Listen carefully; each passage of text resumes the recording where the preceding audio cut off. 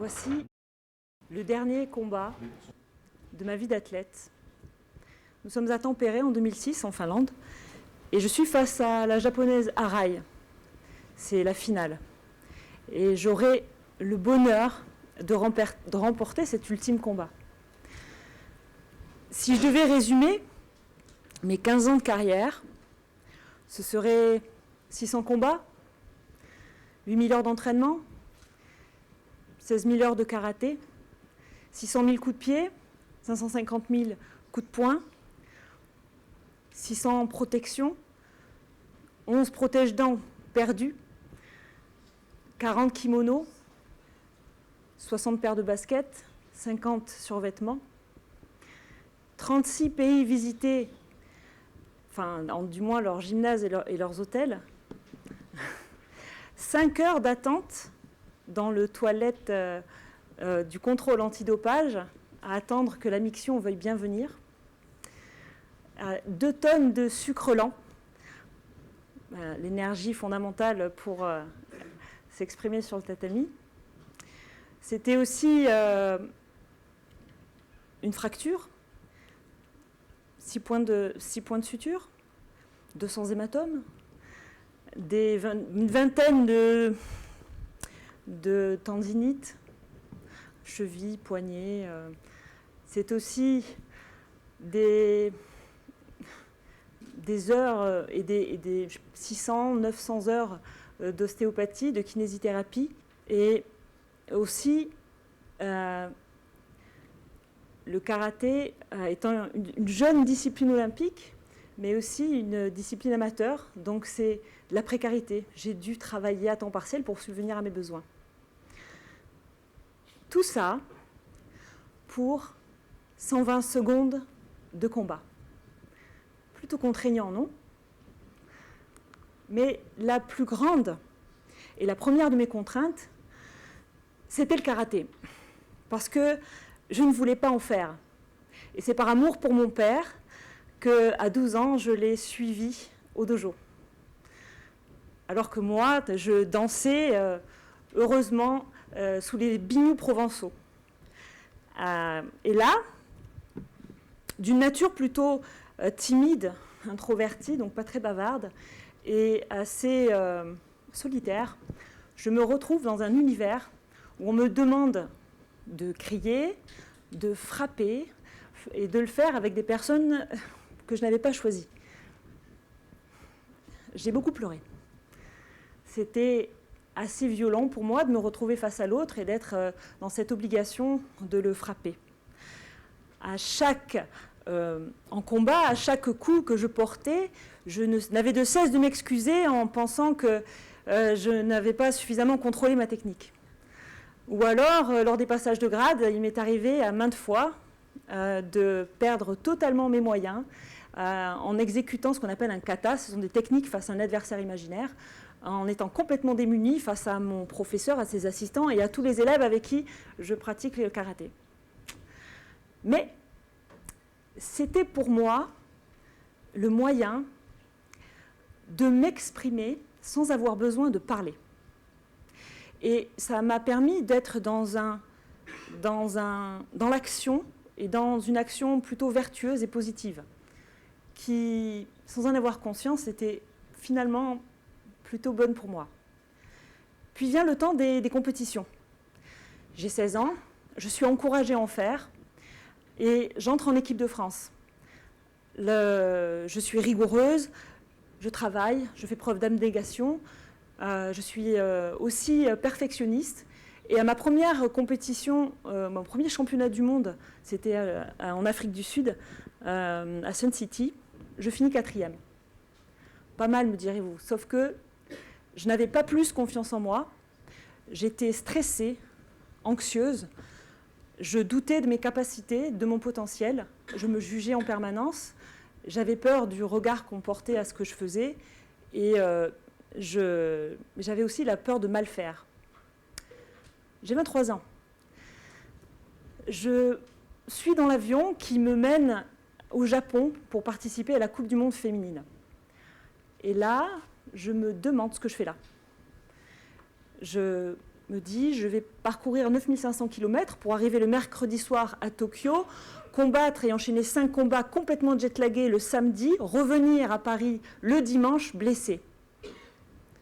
Je suis dans une sorte d'errance et finalement je me demande pourquoi je fais du karaté. Jusqu'à ce que je fasse la rencontre de The Master. Alors, pour moi, il y avait un petit peu de ces deux personnages que je vois, que vous avez vous aussi identifiés. Mais dans cette rencontre qui a été importante, il était compétiteur, il avait formé un grand nombre de champions, et à ma grande surprise, il me dit « Laurence, la compétition, c'est pas ce qui est le plus important. » Il me dit « ça fait partie d'un cycle, ça fait partie d'une énergie, ça fait partie de ta maturité à ce moment-là. Et ça doit juste être un tuteur, ça doit être quelque chose qui va t'aider à consolider les valeurs que tu as acquises par la pratique, à te donner des repères en tant qu'être humain, en tant que femme. » Et il me dit, maintenant, cherche. OK.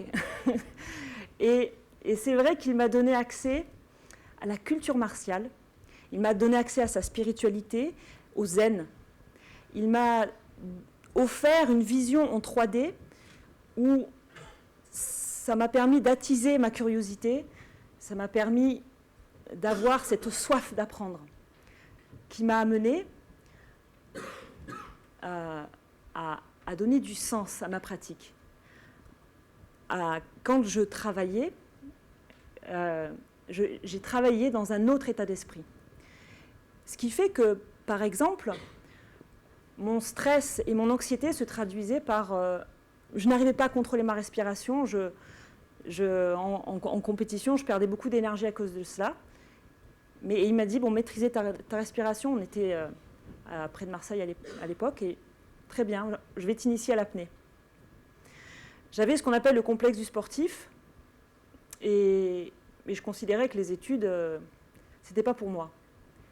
Là aussi, les études, à 28 ans, je les ai reprises et j'ai intégré l'ESSEC.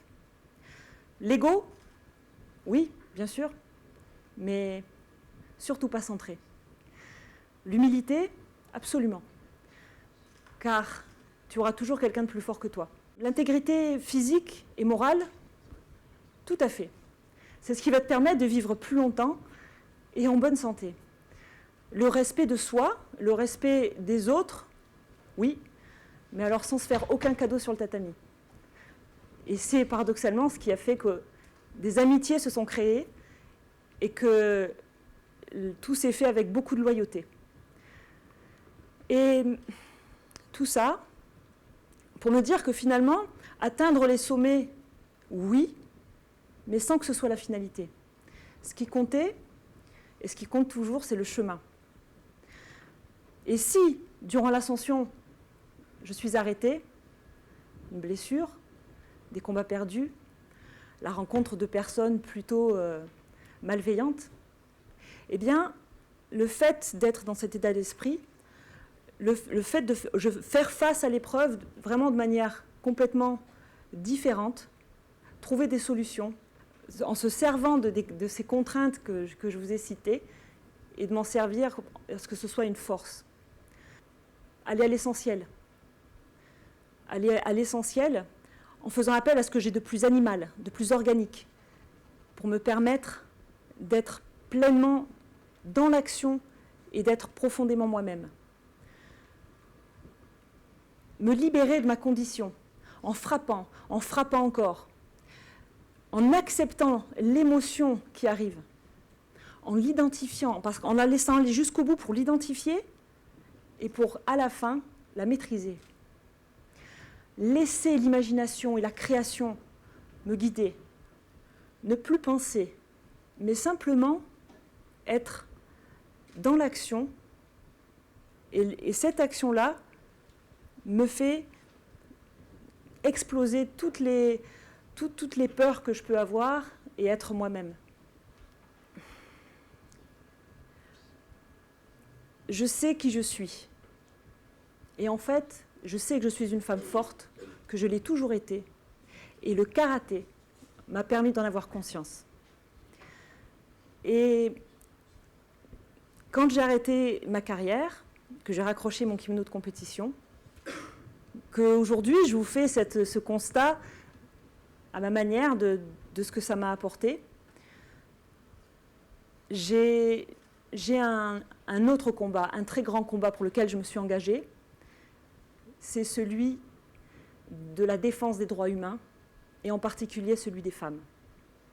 Activiste, avec ce que je sais faire de mieux, le sport. La transmission par l'action. Il est vrai que quand j'étais athlète, j'ai pu constater, subir des injustices, des inégalités, et j'y étais sensible, ça m'a parfois mise en colère, mais j'étais portée par l'élan du haut niveau, je ne m'y suis pas arrêtée, mais j'ai travaillé l'art de l'esquive et celui de l'attaque dans l'attaque. Et assez récemment, j'ai fait une rencontre, encore une fois, les rencontres, d'un homme extraordinaire. Il est gynécologue obstétricien, congolais. Il s'appelle Denis Mukwege. Peut-être que vous le connaissez. Et c'est un homme qui m'a mis face à l'inhumain, face à la barbarie, face à l'inacceptable. Et c'est en la matière le viol utilisé comme arme de guerre. J'ai rencontré les femmes qui l'a soigné. On les appelle les survivantes. Pour information, le Congo, en 2010, la République démocratique du Congo, a été considérée, et je pense que malheureusement il l'est toujours, comme la capitale mondiale du viol. À savoir que 1100 femmes sont violées chaque jour. Donc, fort de ce constat et de cette rencontre, je me suis moi aussi associée à cette lutte, au combat du docteur, en fondant Fight for Dignity. Aujourd'hui, ce sont des femmes victimes, mais aussi de plus en plus d'enfants et de bébés. Des viols impunis, des victimes stigmatisées, rejetées par leur communauté. Nous avons... Voilà, donc ça c'est le pays où tout se passe. Nous avons des victimes qui peuvent aussi être atteintes du VIH, qui aussi peuvent, à l'issue du viol, avoir des enfants. Et ce qu'a fait le docteur Mukwege, c'est qu'après les soins médicaux apportés, pour celles qui sont le plus en difficulté, il leur a proposé ce qu'on appelle une maison de transit, une maison où elles peuvent se reposer, où elles ont accès à l'école gratuitement, à des formations professionnalisantes, où elles ont accès aux soins médicaux gratuitement. Elles peuvent aussi avoir accès à la musicothérapie. Et dans ce cadre-là, Fight for Dignity a mis en place un programme de karaté et de foot adapté à leur traumatisme, où on permet aux femmes de se réapproprier leur corps par cette pratique, en le connectant à leur mental. Donc je vais régulièrement au Congo, et là, c'est une vingtaine de femmes qui, chaque année, une fois par semaine, pratiquent. Elles pratiquent. Évidemment, la première chose à laquelle on pense, c'est la défense, l'autodéfense. Mais évidemment, vous pensez bien que c'est beaucoup plus que cela. Elles apprennent et font des exercices de respiration, de relaxation. On travaille le périnée. On joue, on partage pour leur donner plus confiance en elles, pour qu'elles retrouvent l'estime de soi, pour qu'elles retrouvent le goût de la vie. Et ça, évidemment, je le fais avec Franck, qui transmet lui aussi à son tour à ses femmes, et toute l'année. Et ce qui est vraiment formidable, c'est que aujourd'hui, Zawadi, Sandra, Agnès veulent enseigner. ont germé en elles une graine d'espoir. Cette graine-là, elles veulent la transmettre. Et ça marche. Et Fight for Dignity, cet espoir-là, on va nous aussi le transmettre à d'autres structures médicalisées, demain en France, après-demain en Afghanistan, au Sud-Soudan, en Colombie, pour que cet espoir-là continue et puisse aider encore plus de femmes. Merci.